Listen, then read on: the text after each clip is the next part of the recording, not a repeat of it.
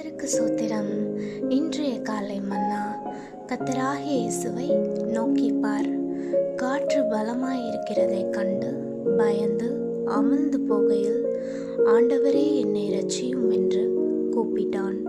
மத்தேயு 14:30. கர்த்தராகிய இயேசுவை நோக்கி பார்த்தபடியே பேதுரு தண்ணீரில் மேல் அநேக அடிகள் எடுத்து வைத்து நடந்து கொண்டிருந்தான். ஆனாலும் காற்று பலமாயிருக்கிறதை அவன் கண்ட அந்த சன பொழுதில் பயந்து அமிழ்ந்து போக துவங்கினான். விசுவாசமானது நம்மை உறுதியாய் நிலைநிறுத்துகையில் பயமோ நம்மை அமிழ்ந்து போக செய்கிறது.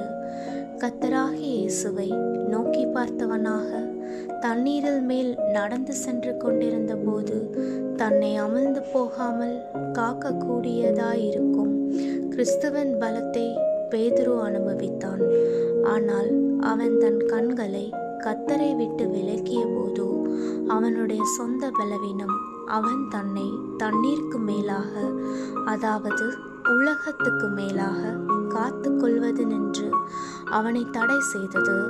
நமக்கு வரும் சோதனைகள் கொஞ்ச காலம் நீடிக்கக்கூடும். ஆனால் பல சந்தர்ப்பங்களிலும் அச்சோதனைகளின் மத்தியில் நாம் கிறிஸ்துவின் வல்லமையையும் நம் சொந்த பலவீனத்தையும் விளங்கிக் கொள்கிறோம்.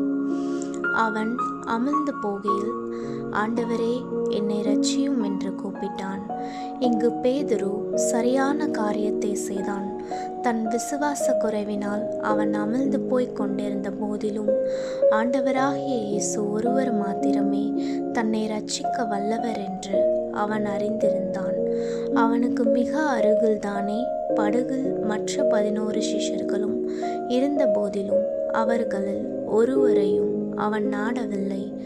அவர்கள் தனக்கு உதவி செய்யும்படி அவர்களை வேண்டிக் கொள்ளவும் இல்லை.